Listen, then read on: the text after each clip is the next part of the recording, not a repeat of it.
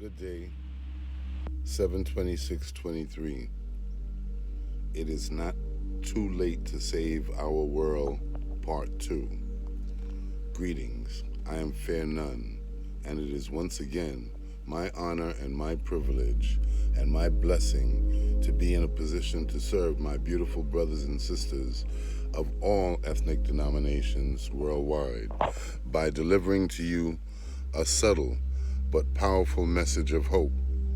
I seek nothing from you except a few minutes of your time that I know is precious.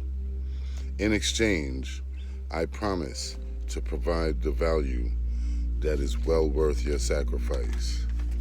A few days ago, I don't know how many, I did a part 1 of this series, not knowing what I was getting myself into.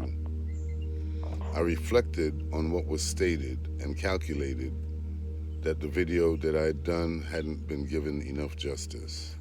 Today, I'm going to try to fix that. I only have 10 minutes. I may have to make another one. Who knows? So far, I've already illustrated to the people of the world that we should not classify each other as enemies simply because the leaders of our countries think that we should. This fight is theirs and not ours. Let them fight. Let them fight it out and put their sons and daughters on the battlefield for our amusement. Let them try to curry our favor out of necessity. Then we'll see who really wants to fight. You want war and you have no skin in the game? I don't think so. Moving on. Let me make myself clear because I don't want any of you to get the wrong idea about me. I'm not trying to save the world's systems in any shape, form, or fashion. I want this entire matrix to burn to the ground and for humanity to be free. I know I seem happy and all calm and shit, and because of that, you probably believe that I myself don't believe the things that I say, like I'm the wrong guy for the job. After all, where's the enthusiasm, the excitement? How come I'm not screaming and shouting like everyone else? I'll tell you why. Because I know that every day that goes by, it brings us closer to the matrix fully collapsing upon itself and humanity finally being free. And that brings me joy. That's why. And I'm not shouting and screaming because, one, been there, done that.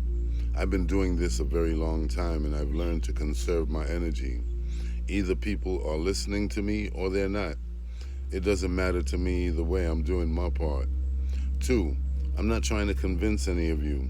I know what I know and I want you to know too. So I'm just doing my part, just putting it out there. Three, this message will reach to who it's meant to reach.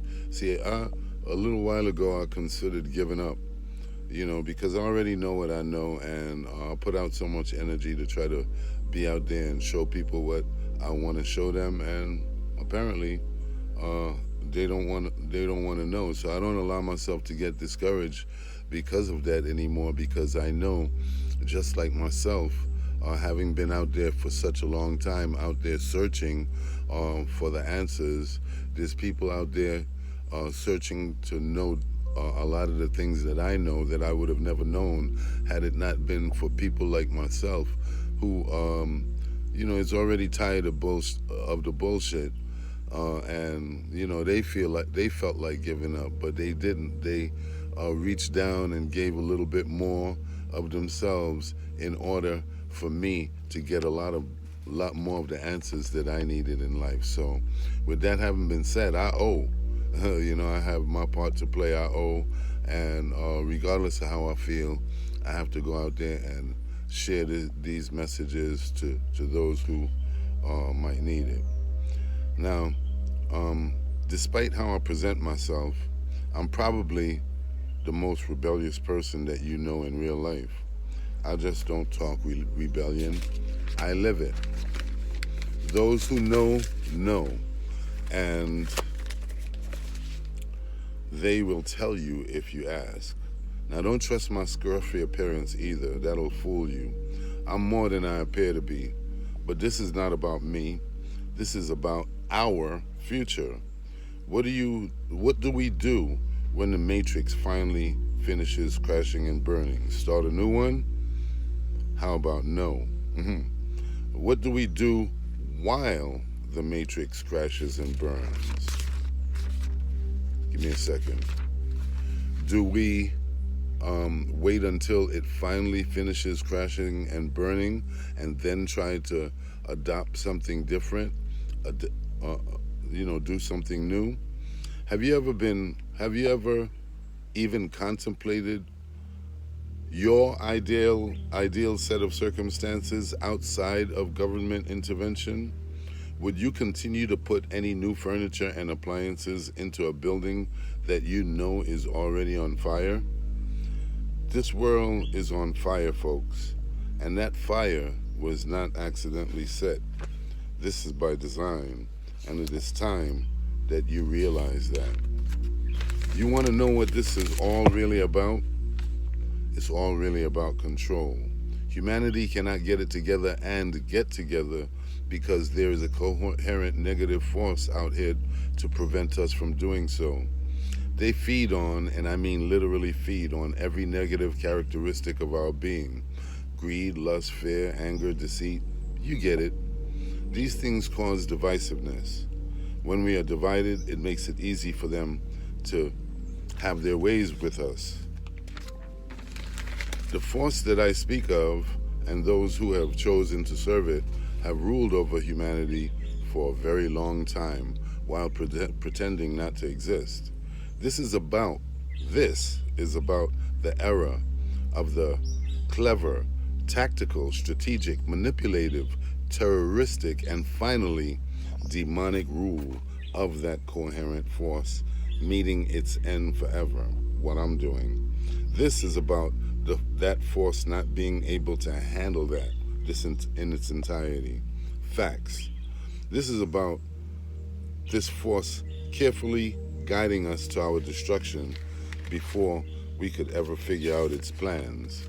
Because if we all knew what their plans are for us, we would stop this. Like always, time is short. That's my excuse. I see that I've still not captured the essence of what I have to say regarding this topic. This means that there will be at least a part 3. I gotta go start my day, but before I go, I gotta leave you with a few very powerful words, and that is, right on to the real and death to the fakers. Justify your existence or die like a punk. And this has been another Chief Fear None Everlasting Arawak production. The President, Founder, and only member of the Universal Intelligence Agency. In fact, I am the Universal Intelligence Agency. Thank you for listening. It's a wrap, and I'm out. Peace to you, my friends. One.